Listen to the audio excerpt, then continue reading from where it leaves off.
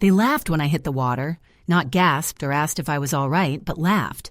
The kind of laugh that hides behind a forced smile, the kind that doesn't invite comfort but rather distance. A laugh that says, "This is funny and you're the joke." I can still hear it ringing in my ears as if the summer heat wasn't supposed to sting quite that much, as if the sun were meant to warm me and not mock me while I shivered, dripping wet in front of my own family. I was 81 years old, standing there in a soaking dress and shoes that weighed down my feet, the water running cold through my clothes, the skin of my arms prickling from the unexpected chill. They laughed because it was a joke, or so I was told later. The granddaughter's eyes gleamed with a mixture of mischief and something colder, something that felt like a test to see if I would crack. But I didn't crack. I only stood there, swallowing the sudden tightness in my throat, the sharp sting behind my eyes that wasn't tears but something heavier, disbelief and an aching sense of invisibility. That day, at my daughter's house, I realized something I hadn't dared to admit before. I was becoming invisible to the people I loved most. I live now in a modest condo in Scottsdale, Arizona, the kind of place that hums quietly with the sounds of neighbors who don't know your name and the occasional wind ruffling the brittle leaves of a potted plant on the balcony. It's peaceful, predictable, and above all, safe. But that weekend, I was somewhere else, at my daughter's, surrounded by family, watching the laughter circle and twist around me like a thin veil of smoke, never quite touching, never quite including.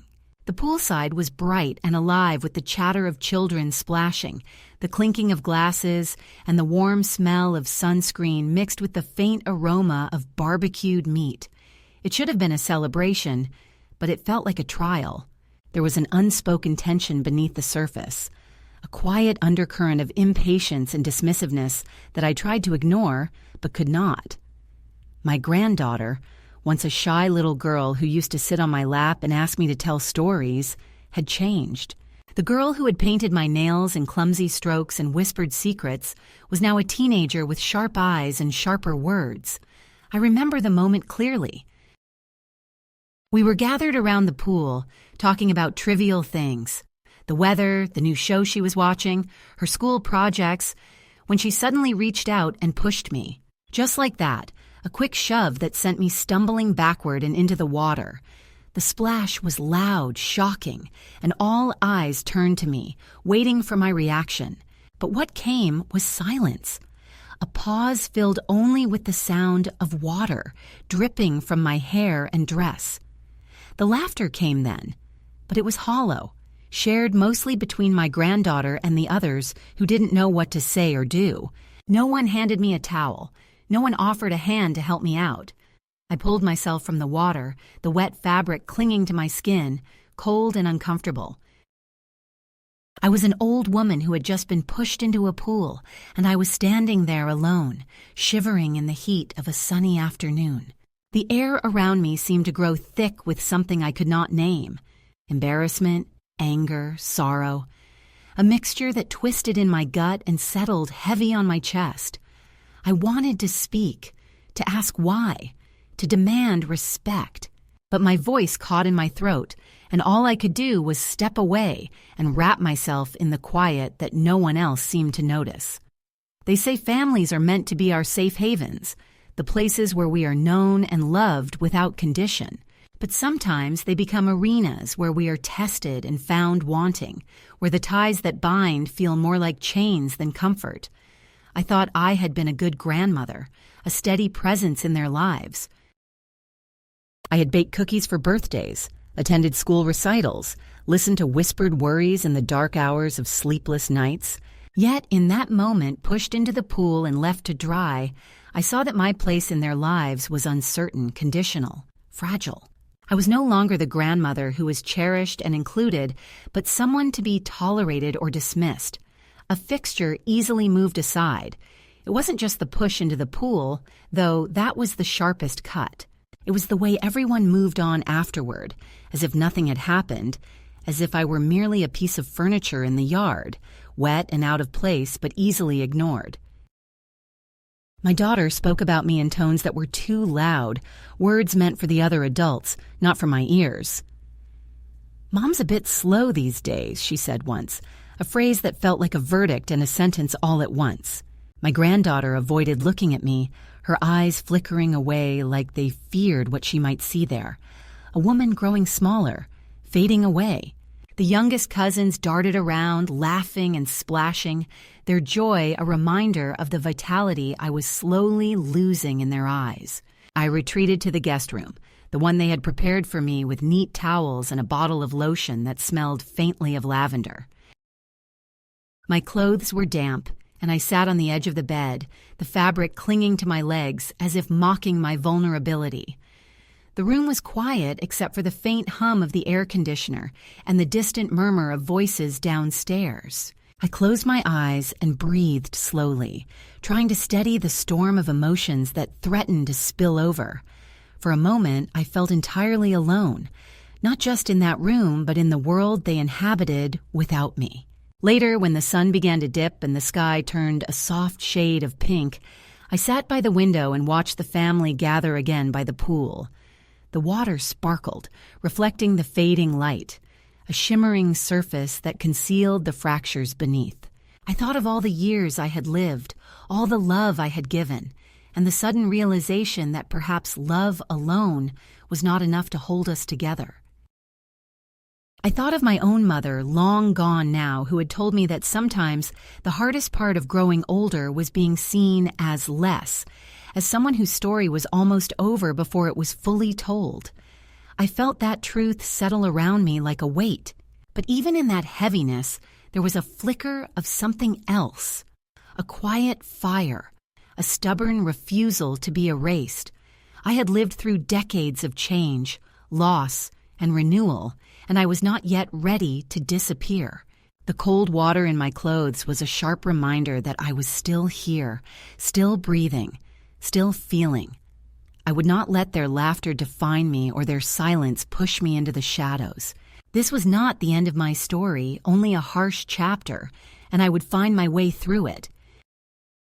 That night, as the house settled into sleep and the world outside grew still, I lay awake thinking about the granddaughter who had pushed me, the daughter who had whispered about my slowing down, and the family that had gathered around, pretending everything was fine.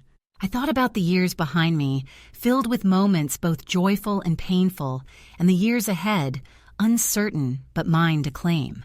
I thought about the pool, the water, the laughter that had cut so deep, and I realized that sometimes the greatest strength comes not from fighting back in the moment, but from choosing when and how to rise again. I am still here. I am still standing, and I am ready to tell the story no one asked to hear, to speak the truth behind the laughter, to carve out a space for myself in a world that too often tries to forget us. This is my voice now, soft but steady, a grandmother's voice that carries the weight of love and loss, resilience and quiet defiance. And it begins with the memory of that day by the pool, the laughter that was not kind, and the decision I made not to disappear. The moment that pushed me into a new reality was not just the laughter by the pool, it was what came after, the quiet dismissal that told me louder than words ever could that I was no longer welcome in the place I had once called family. After I had clumsily climbed out of the water, my dress heavy and soaked, my shoes squelching with each step, I looked around for something, anything, that might offer comfort or at least acknowledgement. But there was only the sharp edge of silence and the shifting of eyes away from mine. No one offered a towel.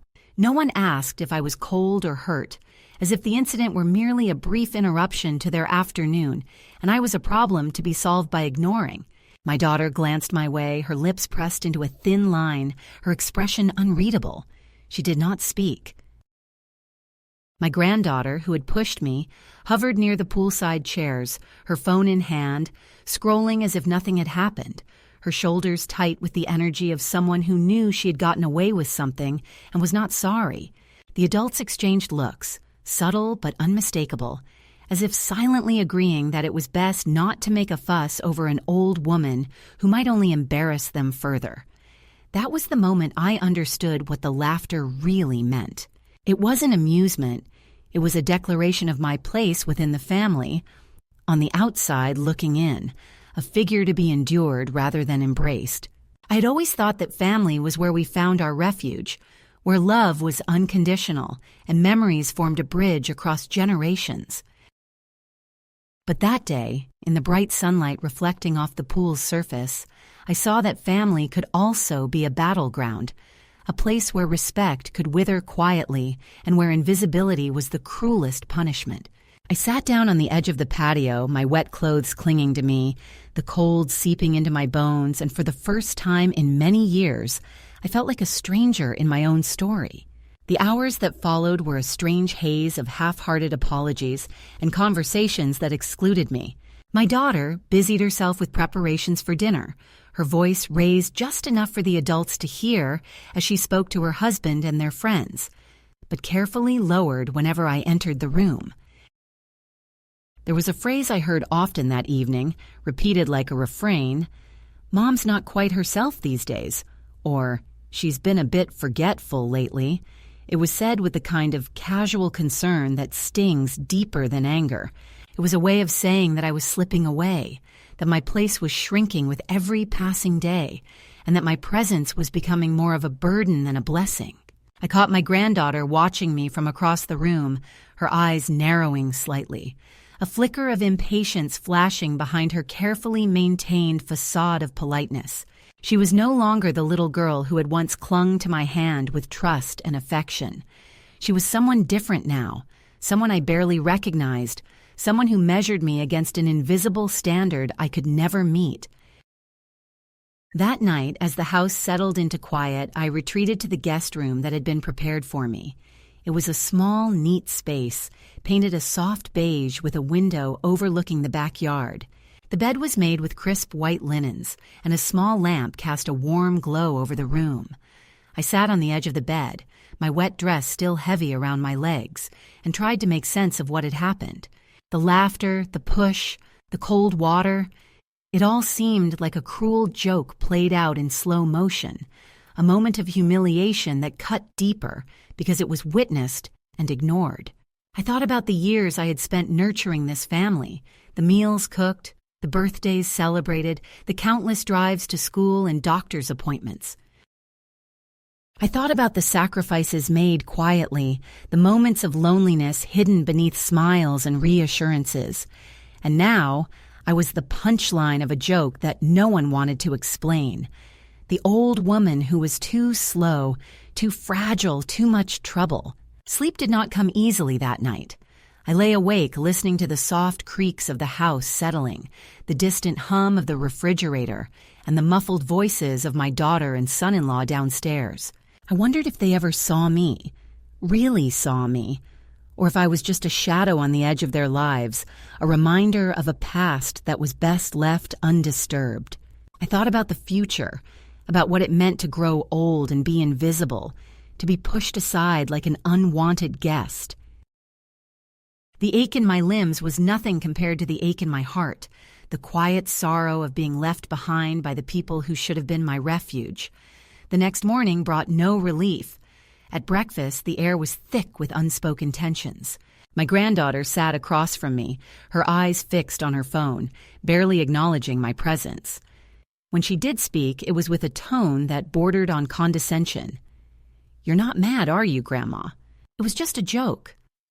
The words were light, but the implication was heavy, that my feelings were not to be taken seriously, that my discomfort was an overreaction to a harmless prank. I wanted to tell her that it was not the push itself, but the laughter, the silence, and the absence of care that hurt the most. That it was not about anger, but about being seen and valued. But the words caught in my throat once again, and I only nodded silently. As the day wore on, the family busied themselves with plans and distractions, leaving me increasingly alone. I wandered through the rooms of the house, touching surfaces that felt foreign under my fingers, sitting in chairs that were not mine, and looking out windows that framed a world I no longer belonged to. The house was filled with voices and laughter, but it was not my home. I felt like a visitor in a place that had once been mine, a guest in a story where I no longer held the lead role. The realization was painful and profound. The family I had built and nurtured was slipping away, not with a dramatic blow, but with quiet neglect and subtle erasure. In the afternoon, I found myself drawn back to the pool, the scene of the moment that had changed everything. The water was still, reflecting the clear sky above, and I stood at the edge, the memories flooding back. The little hands that once held mine, the laughter that was warm and genuine, the stories shared in the fading light of summer evenings. It felt like a lifetime ago, a different world altogether. I reached out and touched the surface of the water, feeling its coolness seep into my skin, and I made a silent promise to myself. I would not be invisible.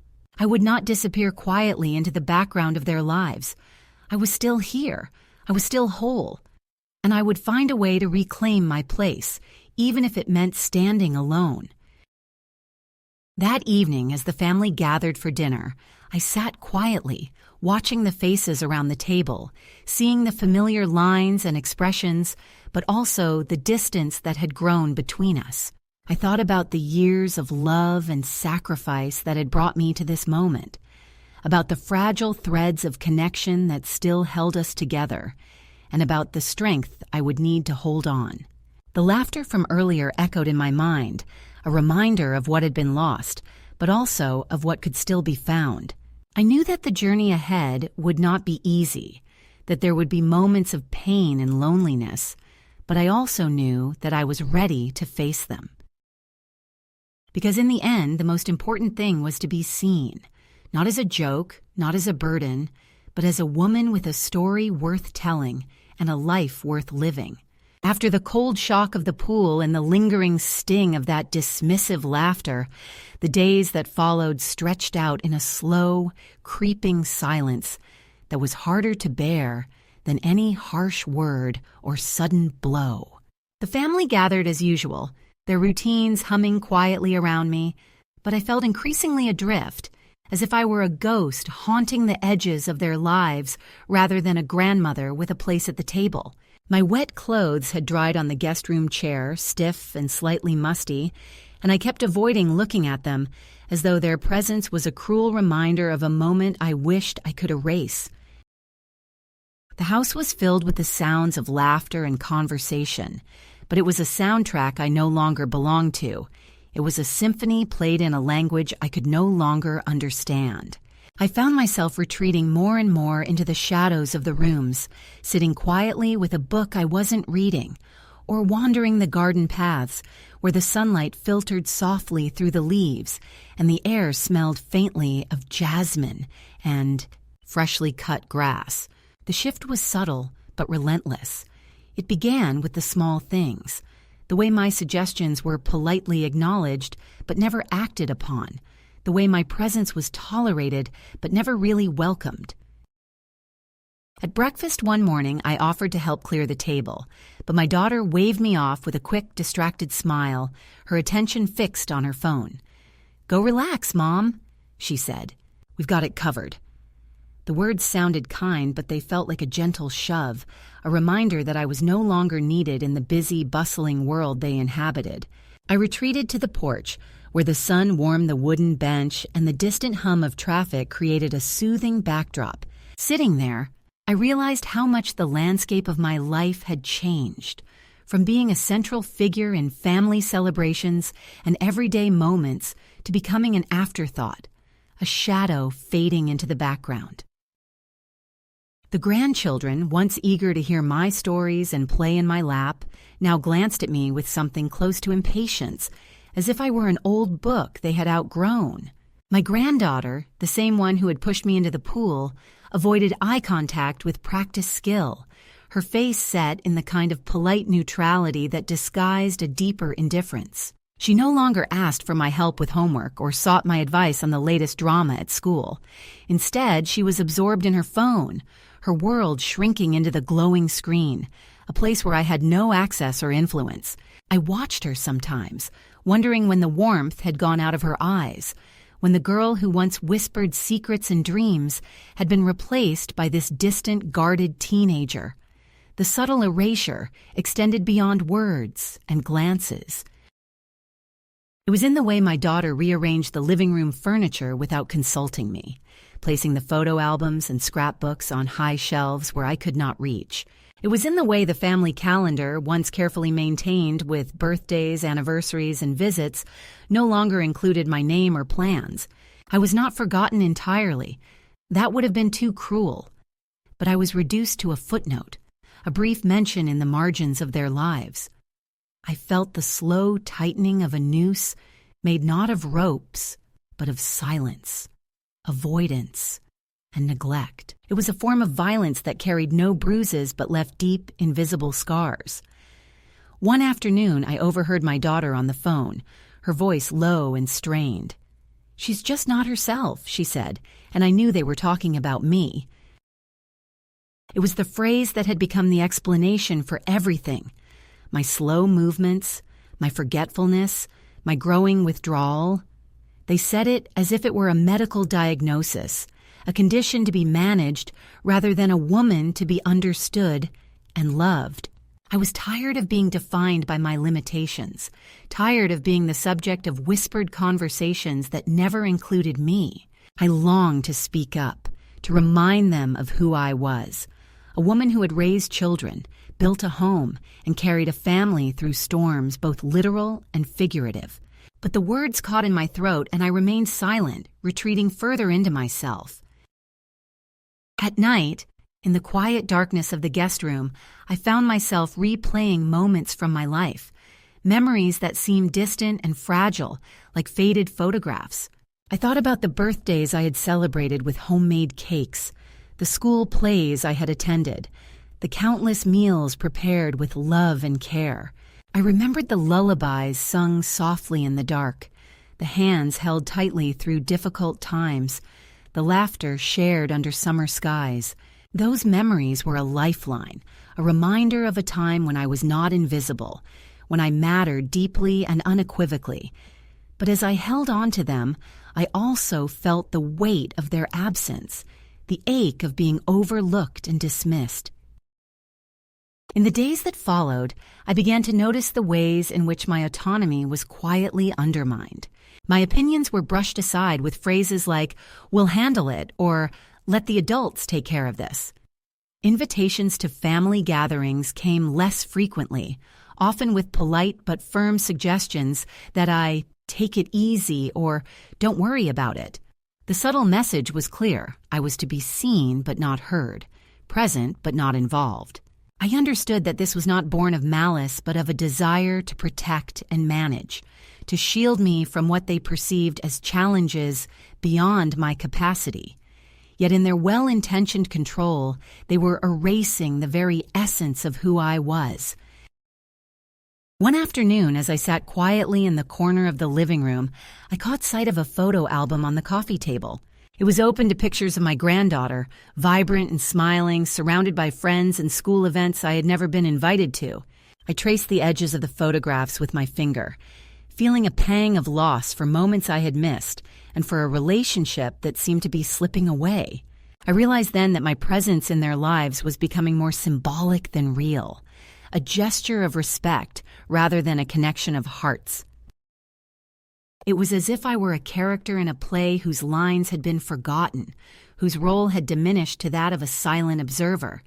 Despite the growing distance, I refused to be entirely erased.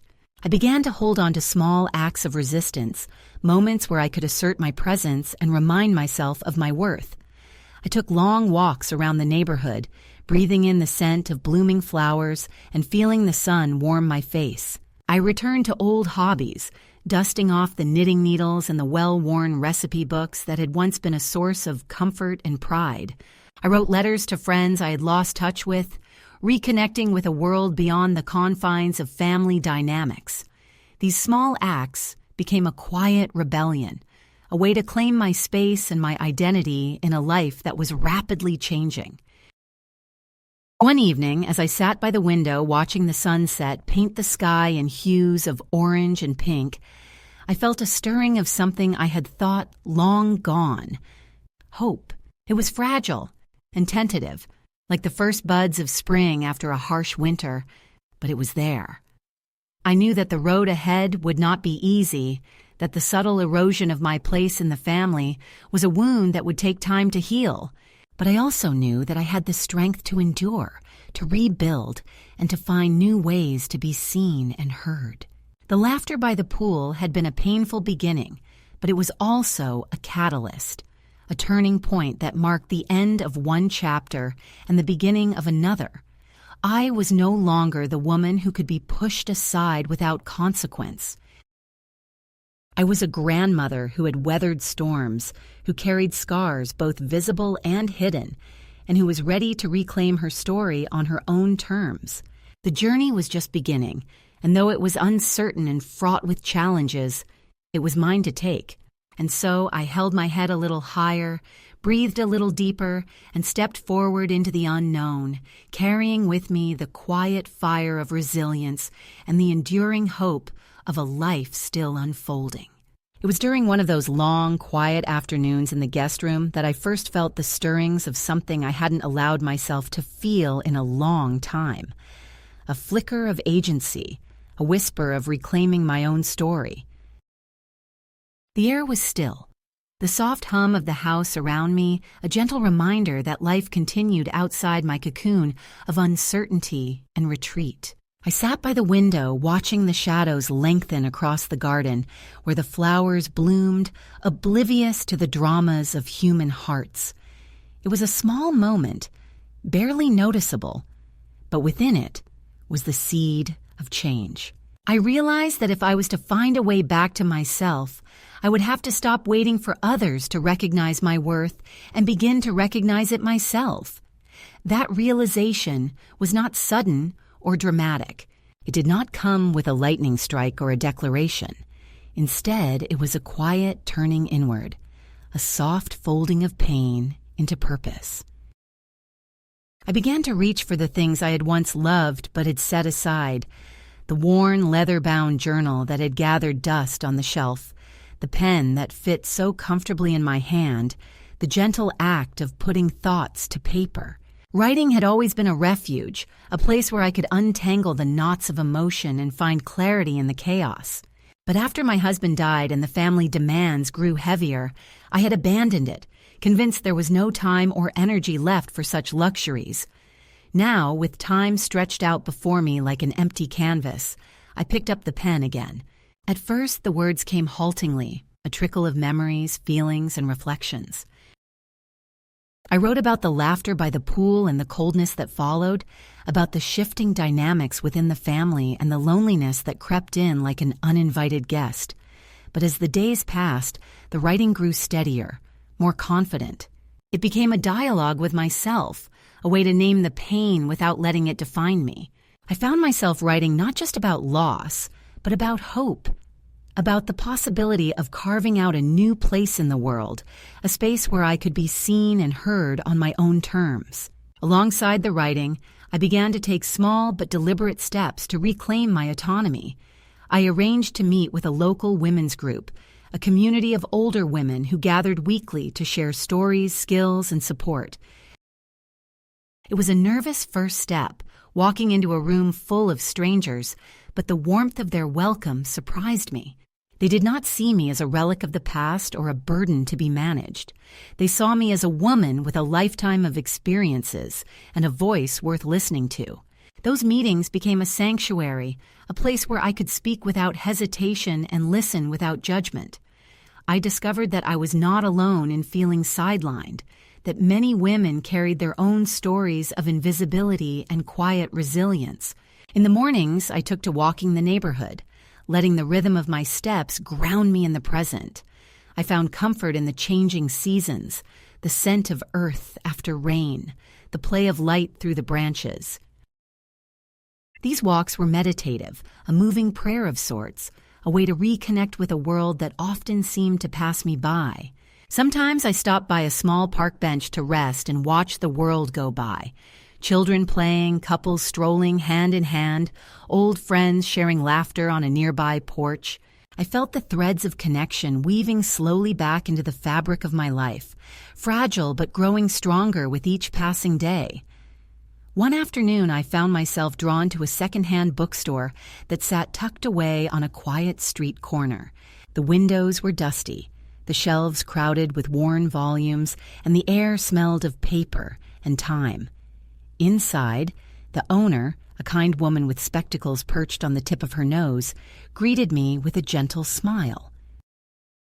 I spent hours browsing through the books, running my fingers over the spines, losing myself in stories that spanned generations and continents.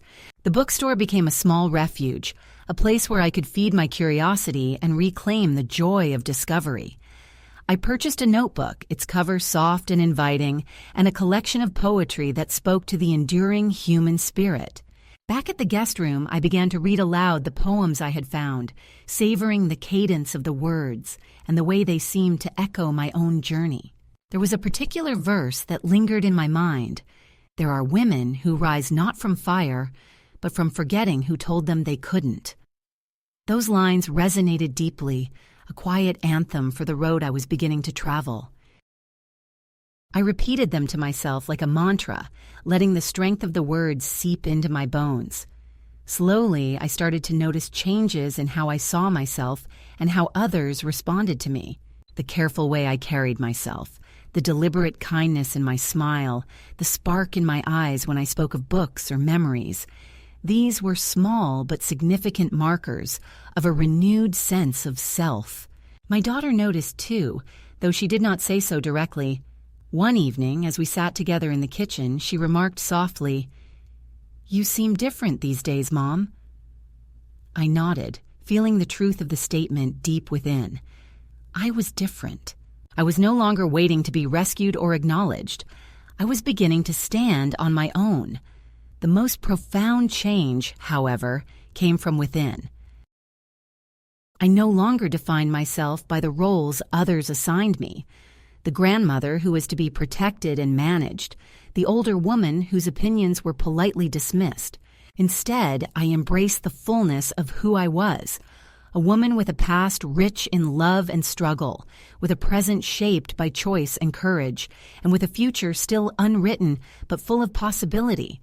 The act of writing, the walks, the community, and the books became the scaffolding upon which I rebuilt my identity, brick by brick. In this shift, I found a quiet power that was both humbling and exhilarating. It was not the kind of power that demands attention or asserts dominance, but the kind that comes from self-awareness and acceptance. I was no longer defined by what had been done to me or by the roles I had played for others. I was defined by my own voice, my own story, and my own will to live fully and authentically. That afternoon, as the sun dipped low and the garden was bathed in golden light, I stood by the window and looked out at the world with new eyes. The flowers swayed gently in the breeze, the birds sang their evening songs, and the promise of a new chapter unfolded quietly before me. I felt a deep sense of peace, not because the past had been erased, but because I had found the strength to carry it with me without being weighed down. I was ready to step forward, to embrace whatever came next with grace and resolve. This was the turning point, the moment when the story shifted from one of loss and invisibility to one of awakening and agency. It was the beginning of a journey not just back to myself, but toward a future I would shape with intention and courage. The poolside laughter, the cold water, and the silence had been painful lessons, but they had also been the catalyst for a transformation that was both deeply personal and profoundly liberating. I was no longer waiting for others to see me. I was beginning to see myself, clearly, compassionately, and with a fierce determination to live fully on my own terms. The days that followed the quiet turning of my own heart were not simple or serene. If the shift within me was a delicate bud unfurling, the world outside seemed determined to challenge every fragile petal, to test the limits of my newfound resolve. The family I had once known, or thought I knew, was still there, but the distance between us had grown in ways both visible and unseen. It was in the subtle looks exchanged across the room, the barely concealed sighs when I asked questions, and in the occasional words that seemed carefully chosen to remind me of the boundaries I was not supposed to cross. I found myself navigating a complex landscape where love and rejection danced in a delicate, often painful balance. One afternoon, as I sat quietly in the kitchen, the postman delivered a letter that changed the tone of everything. It was from my granddaughter, the same girl who had pushed me into the pool weeks before. The envelope was thick, the handwriting familiar yet hesitant, as if she was reaching out with trembling hands across a chasm neither of us fully understood. I held the letter carefully, feeling the weight of unspoken words and unshed tears. When I opened it, the page inside was filled with a mixture of apology, confusion, and a tentative desire to reconnect. She wrote about the pressure she felt at school, the awkwardness of growing up, and how she hadn't meant to hurt me, that pushing me was a moment of frustration taken too far. She asked if we could talk, if I could forgive her.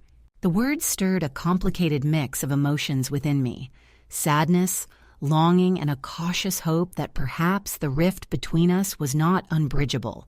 But the letter was also a reminder of how far I had come and how much I still needed to protect myself.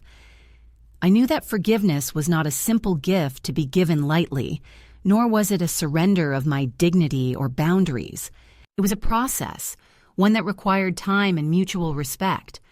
I wrote back carefully, choosing my words with the precision of a woman who had learned the value of measured speech.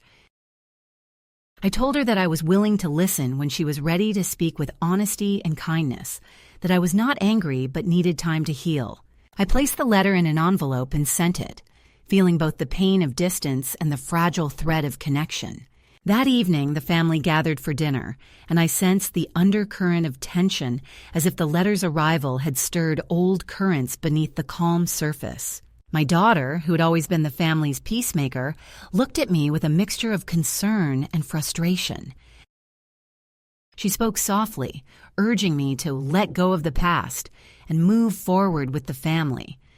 But her words felt like a demand rather than an invitation, a reminder that the reconciliation I sought was to be on their terms. I nodded politely, but inside, I held firm to the knowledge that healing could not be rushed or forced. The days that followed brought new challenges. The granddaughter's behavior fluctuated between moments of warmth and sharp withdrawal, leaving me uncertain of where I stood. There were times when she would sit beside me, sharing stories of school or music with a tentative smile, and other times when she would turn away, her eyes avoiding mine as if afraid of what she might see reflected back. It was a fragile dance of connection and distance, a reminder that relationships, especially those strained by hurt, are never linear or predictable. Amid this personal turbulence, the family's dynamics continued to evolve in ways that tested my resolve. My daughter and son-in-law often spoke in hushed tones about making decisions for the good of everyone, decisions that frequently seemed to exclude my voice or perspective. There were discussions about medical appointments, financial matters, and social events where I was only informed after plans had been made. It was as if I had become a guest in my own life, a spectator rather than a participant. The subtle but persistent sidelining was a form of emotional violence that wore on me, eroding my confidence even as I fought to maintain my dignity. One afternoon, the granddaughter's friends came over for a gathering, filling the house with youthful energy and laughter that sometimes felt like a barrier rather than a bridge. I watched from the sidelines as they danced and joked, feeling both nostalgia for my own youth and the pang of exclusion.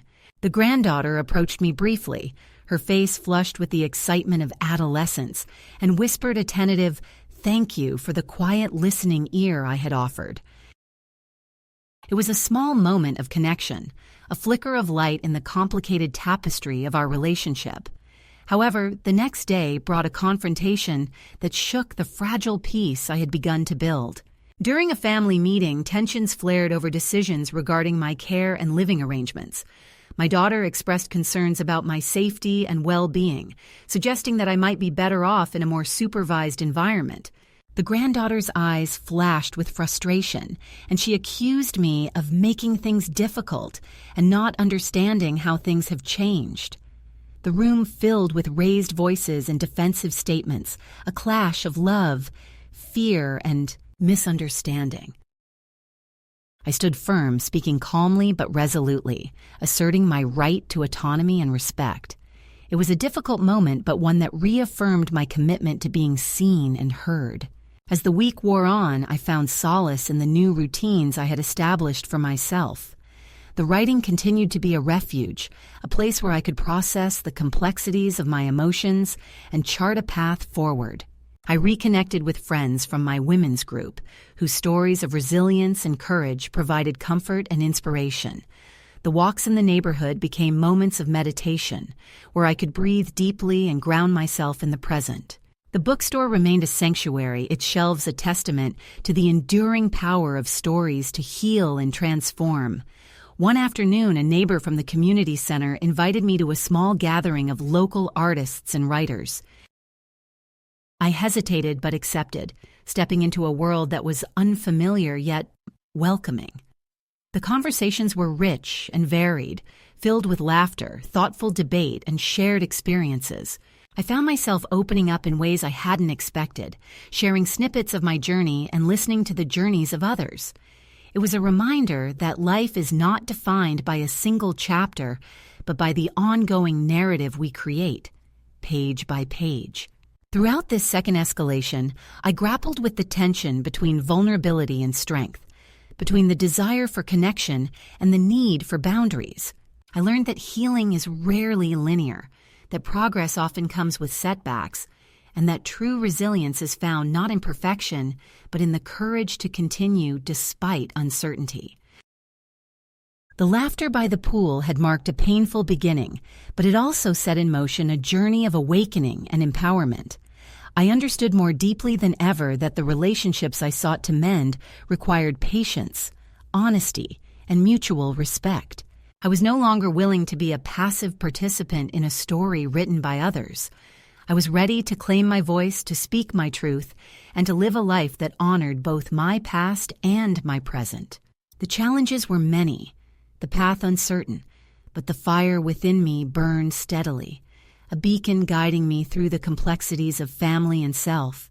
In the quiet moments before sleep, I reflected on the journey so far, the pain, the growth, the unexpected moments of grace. I knew that the road ahead would continue to test me, but I also knew that I was not alone. The support of new friends, the tentative bridges with my granddaughter, and the inner strength I was cultivating all combined to create a foundation upon which I could stand tall. This was the second escalation, a crucible that forged resilience from hardship and clarity from confusion. It was a testament to the enduring power of love, flawed, imperfect, but persistent. And as I closed my eyes each night, I carried with me the quiet hope that, in time, healing would come not only for me, but for all of us. The moment of reckoning came quietly, without fanfare or spectacle, but with a clarity that cut through the fog of years and pain like a sharp beam of light. It was not a sudden confrontation or a dramatic declaration, but a deliberate act, measured and resolute, born from the slow forging of my own strength and the deep understanding that some lines, once crossed, could never be uncrossed. I had spent weeks weaving my way through the tangled web of family dynamics, the fragile attempts at reconciliation, and the quiet betrayals that had accumulated like dust on the corners of my heart. And now, it was time to lay down a boundary that was both final and necessary. A clear statement that I was no longer willing to be diminished or controlled. The day began like many others, the sun casting soft golden light through the kitchen window as I sat with my morning tea, the warmth seeping into my hands and grounding me in the present. There was a letter waiting for me on the table. its familiar handwriting instantly recognizable. It was from my daughter, a carefully worded plea for understanding and cooperation, a request for me to consider next steps regarding my living situation and care. The words were polite, but the message was clear. They wanted to take control, to decide what was best for me without truly consulting me. I folded the letter slowly, feeling a surge of emotions: frustration, sadness, and beneath it all, a fierce determination. This would be the moment I reclaimed my agency. I drafted a letter in response, not to my daughter or granddaughter this time, but to the lawyer they had sent to act as their intermediary. It was a letter that needed to be firm, clear, and unequivocal. I wrote with a steady hand, each word chosen to convey not anger but resolve. I stated that I was of sound mind, living safely and independently, and that any further attempts to contact me under the guise of concern would be considered harassment. I informed them that I had retained local legal counsel and that I expected my wishes to be respected. The letter was not just a document, it was a declaration of my dignity, a shield against the subtle encroachments that had threatened to erode my autonomy. The act of sending that letter was both terrifying and liberating. I remember standing at the post office, the weight of the envelope in my hand, feeling the eyes of strangers on me as if they could sense the significance of the moment. When I dropped the letter into the mailbox, there was a quiet satisfaction, a sense that I had taken back a piece of myself that had been lost or forgotten. It was an irreversible step, one that marked the end of a chapter defined by passive acceptance and the beginning of one shaped by active self-determination. That evening, the house was filled with an uneasy silence. The family had gathered for dinner, and I could feel the tension like a taut wire stretched between us. My daughter's eyes searched mine, a mixture of hurt and frustration flickering in their depths. The granddaughter sat across the table, her posture stiff, the usual bravado replaced by a wary caution. I met their gazes steadily, no longer shrinking into the shadows but standing firmly in the light of my own truth. I spoke calmly, explaining that I was not angry, that my actions were not meant to punish, but to protect the life I had fought to preserve. I told them that I loved them, but that love required respect and recognition of my choices. There was no dramatic reconciliation that night, no sweeping declarations of forgiveness or understanding. Instead, there was a quiet acceptance, a grudging acknowledgement that the woman they had known, or thought they knew, was still here, whole and unbroken. The conversations that followed were tentative, careful, and often incomplete, but they laid the groundwork for a new kind of relationship, one where boundaries were respected and voices were heard. In the days that followed, I continued to build my life on this new foundation. I deepened my involvement with the women's group, finding strength in shared stories and mutual support. I returned to the bookstore regularly, losing myself in the world of words and ideas, feeding a hunger that had long been neglected. I maintained the small rituals that gave my days shape and meaning: morning walks, journaling, quiet moments of reflection. These practices became acts of resistance and renewal, affirmations of my right to live fully and authentically. The granddaughter reached out again, this time with a tentative phone call.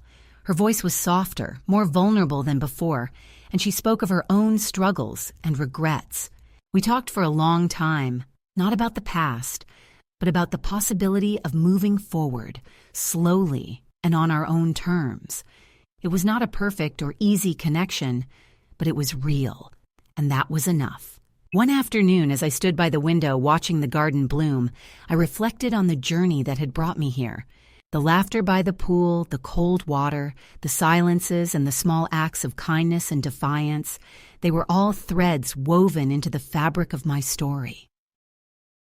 I realized that the true climax of my journey was not a single moment of triumph, but the accumulation of countless moments of courage, resilience, and grace. It was the quiet power of a woman who refused to be erased, who reclaimed her voice and her life against the odds. The house smelled of fresh bread and lavender as I prepared a simple meal for myself. The evening light cast long shadows across the floor, and I felt a deep sense of peace, not because everything was resolved, but because I had found a way to live with the complexities and contradictions of love and family. I was no longer waiting for permission to exist fully. I was giving myself that permission every day. This was the climax. Not a dramatic confrontation or a final battle, but a profound act of self-possession and dignity. It was the moment when I stopped shrinking and started expanding, when I embraced my worth and refused to be diminished by the fears and expectations of others. It was a turning point that marked the beginning of a new chapter, one filled with possibility, connection, and a deep, abiding sense of self. As I closed the kitchen window and settled into my chair with a book in hand, I knew that the road ahead would have its challenges. There would be moments of doubt and loneliness, of conflict and misunderstanding. But I also knew that I was no longer alone, that I had the strength and the support to face whatever came next. The laughter by the pool would always echo in my memory, a reminder of what had been lost and what had been found. But it was no longer a source of pain. It was a catalyst for transformation, a testament to the power of resilience and the enduring light of the human spirit.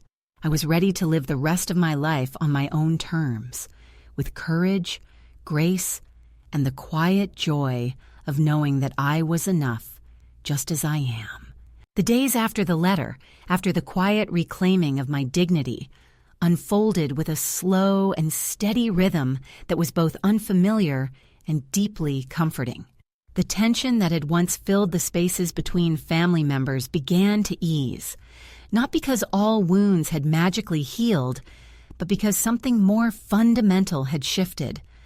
The recognition that my life, my choices, and my voice mattered. I no longer felt like a shadow lurking on the edges of their lives, but as a woman who had stepped fully into her own light, even if it was not always warmly received. The process of healing was uneven and delicate, marked by moments of connection and distance, hope and doubt. Yet through it all, I found a calmness that I had not known for many years, a quiet peace born of acceptance and strength. At home in my modest condo, the familiar routines became anchors in a sea of change.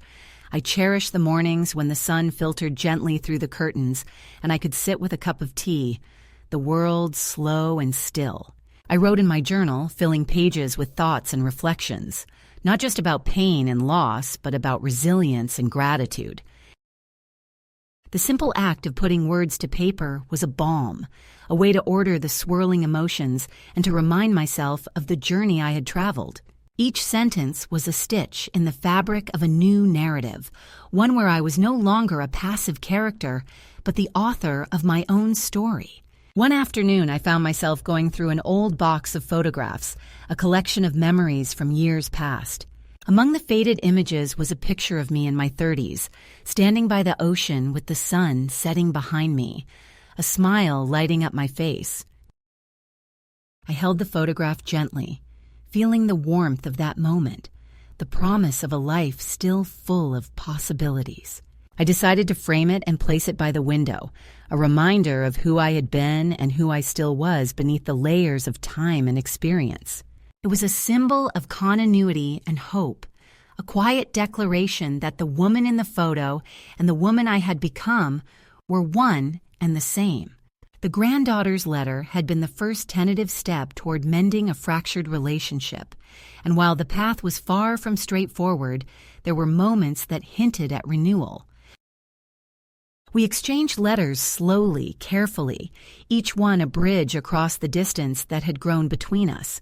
She wrote of her own struggles and fears, and I shared memories and wisdom gleaned from a lifetime of living.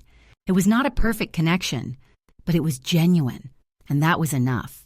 I learned that love, especially between generations, is a work in progress, requiring patience, understanding, and the willingness to forgive, not just others, but ourselves as well. My daughter and I found a new way of relating, too. The conversations that once felt weighted with expectation and frustration became more open and honest.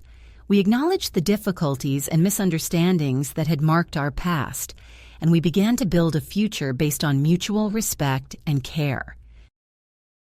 It was a slow process, sometimes punctuated by setbacks, but always moving forward. I understood that family is not a static entity, but a living, evolving relationship that requires nurturing and grace. Through it all, I held on to the lessons learned in the quiet moments of reflection and resilience. I had discovered that true strength is not about loud declarations or dramatic gestures, but about the courage to face each day with integrity and grace. It is the strength to set boundaries, to ask for respect, and to embrace one's own worth even when others fail to recognize it. It is the ability to forgive without forgetting, to love without losing oneself, and to find peace in the midst of imperfection. I often think of the women I have met along the way, the friends from the women's group who share their stories of hardship and triumph. Their voices echo in my heart, a chorus of resilience that reminds me I am not alone. We are sisters in the journey, bound by the shared experience of invisibility and the fierce determination to be seen. To them, and to all women who have felt pushed aside or forgotten, I offer this message. You are worthy of love and respect. Your story matters, and it is never too late to reclaim your voice. As I sit by the window watching the light shift and dance across the room, I feel a profound sense of gratitude for the past that shaped me, for the challenges that tested me, and for the strength that sustained me, for the family that is imperfect but beloved, and for the life that continues to unfold with all its complexities and surprises. The laughter by the pool, once a source of pain, has transformed in my memory into a catalyst for growth, a reminder that even in our darkest moments, there is the possibility of light. I am still here. I am still whole. And I am still writing the story of my life, not as a victim of circumstance, but as a woman who has learned to stand tall, to speak clearly, and to love deeply. This is my truth, my legacy, and my gift to the next chapter.